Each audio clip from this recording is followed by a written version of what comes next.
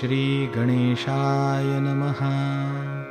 अस्य श्रीरामरक्षास्तोत्रमन्त्रस्य बुधकौशिकऋषिः श्रीसीतारामचन्द्रो देवता अनुष्टुप्छन्दः सीताशक्तिः श्रीमद्हनुमानकीलकम् श्रीरामचन्द्रप्रीत्यर्थे जपे विनियोगः।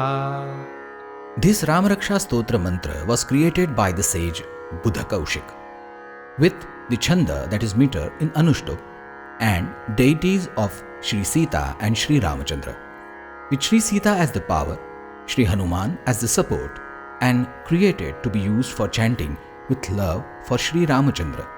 अथ ध्यानं ध्यायेदाजानुबाहुं धृतशरधनुषं बद्धपद्मासनस्थं पीतं वासोवसानं नवकमलदलस्पर्धिनेत्रं प्रसन्नं वामाङ्कारूढसीतामुखकमलमिलल्लोचनं नीरदाभम् नानालङ्कारदीप्तं दधतमुरुजटां मण्डनं रामचन्द्रम् इति ध्यानम्. Now let's begin the meditation. Let's meditate on Shri Ram, who is seated in the lotus pose, that is Baddha Padmasana, wearing yellow clothes, with his hands reaching up to his knees, holding a bow and an arrow, with a pleasant smile, rivaling the newly bloomed lotus petals. Shri Sita is seated on his left thigh, and Shri Ram's gaze is fixed on her lovely face. Shri Ram's complexion is like a dark cloud, meaning Meghasham. His body is adorned with various ornaments and shines brightly. His face is beautifully framed by his large jatas, that means matted locks. चरितं रघुनाथस्य शतकोटिप्रविस्तरम् एकैकमक्षरं पूसां महापातकनाशनम्. The character of Shri Ram is as vast as 100 crore, that is billion verses. Even a single syllable of it is capable of destroying the greatest sins of a man. ध्यात्वा नीलोत्पलश्यामौ रामौ राजीवलोचनम् Janaki लक्ष्मणोपेतं जटामुकुटमण्डितम्. Meditate on Rama, who has a dark blue complexion like the blue lotus and eyes like lotus petals. He is accompanied by Shri Sita and Shri Lakshmana, and his forehead is adorned with a crown of matted hair, that is jata. सासितून धनुर्बाणपाणिन्नक्तञ्चरान्तकं स्वलीलया जगत्त्रातुम् आविर्भूतमजं विभुम्. Moreover, he is essentially birthless and all-pervading. Yet, for the protection of the world, he has effortlessly manifested himself in a limited form, playing a divine play, that is Leela. The remaining meaning will be easily understood henceforward. Ram रक्षां पठे प्राज्ञः पापघ्नीं सर्वकामदां शिरो मे राघवः पातु भालन्दशरथात्मजः. Since Rama Raksha, this prayer, destroys sins and fulfills all desires, intelligent people should recite it. The armor begins from the next line. It also includes the description of Rama in various contexts, which ultimately means Shri Ram. May Ram, born in the Raghu clan, protect my forehead. May the son of Dasharatha protect my forehead. कौसल्ये यो दृशौ पातु विश्वामित्रप्रियश्रुति घ्राणं पातु मखत्राता मुखं सौमित्रिवत्सलः. May the son of Kaushalya protect my eyes. May the one dear to Vishwamitra Rishi protect my ears. May the protector of the sacrifice protect my nose. May the one beloved by Sumitra protect my mouth. जिह्वां विद्यानिधिः पातु कण्ठं भरतवन्दितः स्कन्धौ दिव्यायुधः पातु भुजौ भग्नेशकारमुकः. May the treasure of knowledge, that is Ram, protect my tongue, as the knowledge is believed to reside on the tip of the tongue. May the one worthy of worship by Bharata, that is Sri Ram, protect my throat. May the wielder of the divine weapons, that is Sri Ram, protect my shoulders, as some weapons may require shoulders support to wield. And may the breaker of Shiva's bow, that is Sri Ram, protect my arms, with which he broke the bow. करौ सीतापतिः पातु हृदयं जामदग्नजित् मध्यं पातु खरध्वंसी नाभिं जाम्बवदाश्रयः. May the husband of Shri Sita, that is Sri Ram, the protector, protect my hands. May the conqueror of Parashurama, that is Sri Ram, protect my heart. May the slayer of the demon Khara protect my middle region. And may the shelter of Jambuvanta protect my navel. सुग्रीवेशः कटीपातु सक्थिनी हनुमत्प्रभुः ऊरूरघूत्तमः पातु रक्षः कुलविनाशकृत्. May the lord of Sugriva protect my waist, and may the master of Sri Hanuman protect my 2 hips. May the best among the Raghu's dynasty and the destroyer of the demon clans protect my shins. जानुनी सेतुकृत् पातु जङ्घे दशमुखान्तकः पादौ बिभीषणः श्रीदः पातु रामोऽखिलं वपुः. May the builder of the bridge protect my knees, and may the slayer of 10-headed Ravana protect my 2 thighs. May the giver of kingdom and wealth to Vibhishana protect my feet, and may Sri Ram protect my entire body. एतां रामबलोपेतां रक्षायः सुकृती पठेत् सचिरायुः सुखी पुत्री विजयी विनयी भवेत्. Here, the armor concludes and the fruitfulness begins. The virtuous person who recites the armor with the strength of Ram will become long-lived, happy, endowed with sons, victorious and humble. पातालभूतलव्योम चारिणश्छद्मचारिणः न द्रष्टुमपि शक्तास्ते रक्षितौ रामनामभिः. The illusory and deceitful demons, as described earlier, cannot even glance at people protected by the name of Sri Ram. रामेति रामभद्रेति रामचन्द्रेति वा स्मरन् नरो न लिप्यते पापैर्भुक्तिं मुक्तिं च विन्दति. Whoever remembers Sri Ram or Sri Ramachandra or Sri Ramachandra by name, that person never gets stained by sins and attains happiness and liberation. जगज्जैत्रेकमन्त्रेण रामनामनाभिरक्षितं यः कण्ठे धारयेत्तस्य करस्था सर्वसिद्धयः. This single mantra in the form of Sri Ram's name, which conquers the entire universe, provides protection to a person from all sides. Whoever masters this mantra, meaning commits it to heart, achieves all accomplishments in their hands. वज्रपञ्जरनामेदै यो रामकवचं स्मरेत् अव्याहताज्ञ सर्वत्र लभते जयमङ्गलम्. This armor is called Vajra Panjara, that means thunderbolt cage, because it is extremely protective, like a cage made up of thunderbolts. Whoever remembers this armor daily, their commands remain unobstructed, and they achieve auspicious victory everywhere. आदिष्टवान् यथा स्वप्ने राम रक्षामि मां हरः तथा लिखितवान् प्रातः प्रबुद्धो बुधकौशिकः. Just as Lord Bhagavan Shiva appeared in a dream and recited the Rama Raksha Stotra, similarly, in the morning, the sage Budhakaushika wrote it down as dictated. आरामः कल्पवृक्षाणां विरामः सकलापदाम् अभिरामस्त्रिलोकानां रामः श्रीमान् सनः प्रभुः. He who is like a lush garden of wish-fulfilling trees and vanquishes all obstacles with ease, he who shines as the most resplendent among all 3 worlds, he alone is our beloved Lord Sri Ram. तरुणौ रूपसम्पन्नौ सुकुमारौ महाबलौ पुण्डरीकविशालाक्षौ चिरकृष्णाजिनाम्बरौ.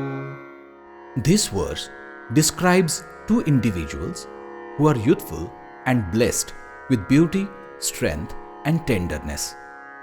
They are depicted as having large lotus-like eyes and are adorned with simple attire made of bark and deerskin, emphasizing their ascetic or forest-dwelling nature, which could be referencing figures like Lord Ram and Lakshman from the Ramayana.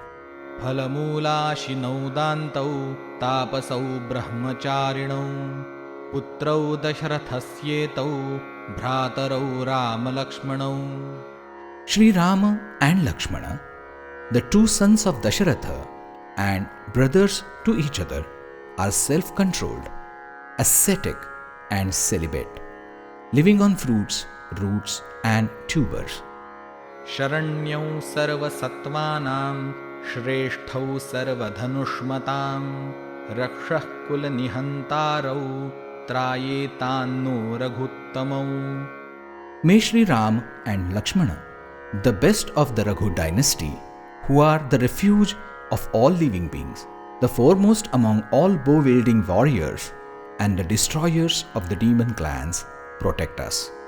आतसज्ज धनुषा विश्वस्पृशा वक्षया शुगनिषङ्गसङ्गिनौ रक्षणाय मम राम लक्ष्मणा वग्रतः पथि सदैव गच्छताम्.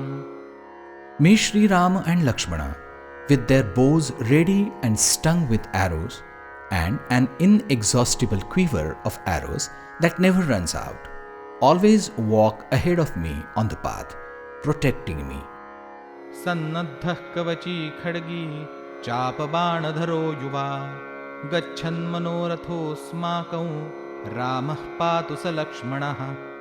May our desires be fulfilled by the youthful Sri Ram, who is always equipped with armor, bow, arrows, and sword, and may Sri Ram, along with Lakshman, protect us.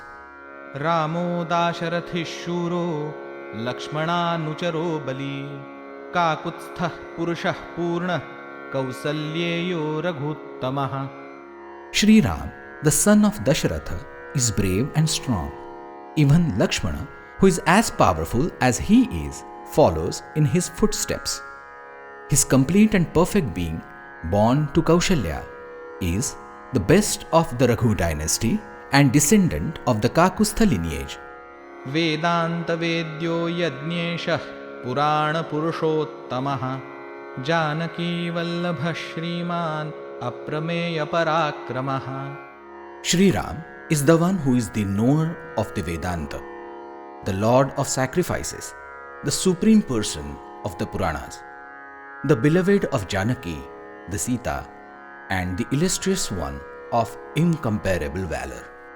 इत्येतानि जपेन्नित्यं मद्भक्तश्रद्धयान्वितः अश्वमेधाधिकं पुण्यं सम्प्राप्नोति न संशयः. Without a doubt, my devotees who recite this stotra with a devout and faithful heart will attain more merit than performing the Ashwamedha Yajna. रामं दुर्वादलश्यामं पद्माक्षं पीतवाससं स्तुवन्ति नामभिर्दिव्यैर्न ते संसारिणो नरः. Men who chant the divine name of Sri Ram, who has a dark complexion like durva grass, eyes like lotus petals, and wears yellow attire, are liberated from the cycle of birth and death. रामौ लक्ष्मणपूर्वजौ रघुवरौ सीतापतिं सुन्दरं काकुत्स्थौ करुणार्णवौ गुणनिधिं विप्रप्रियं धार्मिकं राजेन्द्रौ सत्यसन्धं दशरथतनयौ श्यामलौ शान्तमूर्तिं वन्दे लोकाभिरामौ रघुकुलतिलकौ राघवौ रावणारिम्.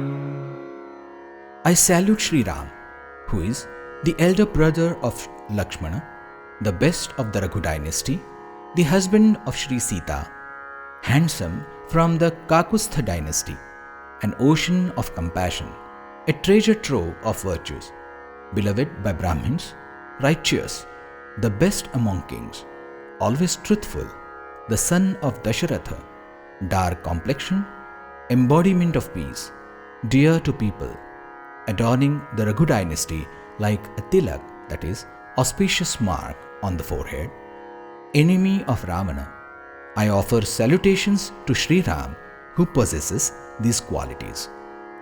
रामाय रामभद्राय रामचन्द्राय वेधसे रघुनाथाय नाथाय सीतायाः पतये नमः. I salute Sri Ram, Sri Ramabhadra, Sri Ramachandra, Sri Prajapati, Sri Raghunath, Sri Nath, and the husband of Sri Sita. Shri Ram Ram Raghunandan Ram Ram Shri Ram Ram भरताग्रज राम राम श्री राम राम रणकर्कश राम राम श्री राम राम शरणं भव Ram Ram. I take refuge in Sri Ram, who is the best in the Raghu dynasty, the elder brother of Bharata and a brave warrior on the battlefield. Shri Ramachandra चरणौ मनसा स्मरामि श्रीरामचन्द्र चरणौ वचसा गृणामि श्रीरामचन्द्र चरणौ शिरसा नमामि श्रीरामचन्द्र चरणौ शरणं प्रपद्ये. I remember Sri Ram's feet in my mind, praise his virtues with my words, offer eight-limbed, that is, full salutation, that is, prostrations with my body, and surrender to him. माता रामो मत्पिता रामचन्द्रः स्वामी रामो मत्सखा रामचन्द्रः सर्वस्वं मे रामचन्द्रो दयालुर्नान्यं जाने नैव जाने न जाने. Sri Rama is my mother, father, lord, and friend. The compassionate Sri Ram is my everything. I know no one else besides him. दक्षिणे लक्ष्मणो यस्य वामे तु जनकात्मजा पुरतो मारुतिर्यस्य तं वन्दे रघुनन्दनम्. I salute Sri Ram, who has Lakshmana on his right side, Sri Sita on his left side, and Sri Hanuman, that is Maruti, in front of him. लोकाभिरामौ रणरङ्गधीरौ राजीवनेत्रौ रघुवंशनाथम् कारुण्यरूपं करुणाकरन्तं श्रीरामचन्द्रं शरणं प्रपद्ये. I salute Sri Ram, who is dear to people, calm and courageous in battle, has eyes like lotus petals, is the best in the Raghu dynasty, is the embodiment of compassion, and is merciful. मनोजवं मारुततुल्यवेगं जितेन्द्रियं बुद्धिमतां वरिष्ठं वातात्मजं वानरयूथमुख्यं श्रीरामदूतं शरणं प्रपद्ये. I seek refuge in Sri Hanuman, who is swift as the wind, has control over his senses, who is wise, and who is the best among intelligent people, the son of Pavan, that is wind, and the chief of the army of monkeys. कूजन्तं Ram रामेति मधुरं मधुराक्षरम् आरुह्य कविता शाखां वन्दे वाल्मीकिकोकिलम्. Sitting on the branch of poetry, the cuckoo like Valmiki is cooing sweet syllables of Ram, Rama. I salute that Valmiki like cuckoo. आपदामपहर्तारं दातारं सर्वसम्पदां लोकाभिरामं श्रीरामं भूयो भूयो नमाम्यहम्. I repeatedly bow down to Sri Ram, who destroys sorrows and calamities, grants happiness and prosperity, and is dear to all people. भर्जनं भवबीजानां मर्जनं सुखसम्पदां तर्जनयमदूतानां राम रामेति गर्जनम्. To burn the seeds of the tree of worldly existence, that is, to destroy worldly desires, to attain happiness and prosperity, and to frighten the messengers of death, that is, Yamadutas, one should roar or chant Rama Rama. रामो राजमणिः सदा विजयते रामो रमेशं भजे रामेणाभिहता निशाचरचमू रामाय तस्मै नमः. In this and the next verse, all 7 cases of the word Ram are used. Victory is always to Rama, the best among the kings. I worship Rama, Ramesha, that is Lord of Rama, meaning Vishnu, the husband of Sri Sita. Ram destroyed the group of demons. Salutations to that Sri Ram. रामान्नास्ति परायणं परतरं रामस्य दासोऽस्म्यहं रामे चित्तलयः सदा भवतु मे भो Ram मामुद्धर. There is no one more skilled than Sri Ram. I am a servant of Sri Ram. May my mind dissolve in Sri Ram, and may this Sri Ram save me. Ram रामेति रामेति रमे रामे मनोरमे सहस्रनाम तत्तुल्यं राम नाम वरानने. In this verse, Sri Shankar tells Sri Parvati, O Sumukhi, that means one with a beautiful face, I delight in the abode of Sri Ram, who brings joy to the mind. One name of Sri Ram is equal to, that is the benefit of reciting Sri Vishnu's 1,000 names. इति श्री बुधकौशिक विरचितं श्री रामरक्षास्तोत्रं सम्पूर्णम्. This way, the Sri Ram Raksha Stotra, composed by sage Buddha Kaushik, ends here. Shri सीतारामचन्द्रार्पणमस्तु. This hymn is offered to Sri Ram and Sri Sita. Shubham Bhavatu.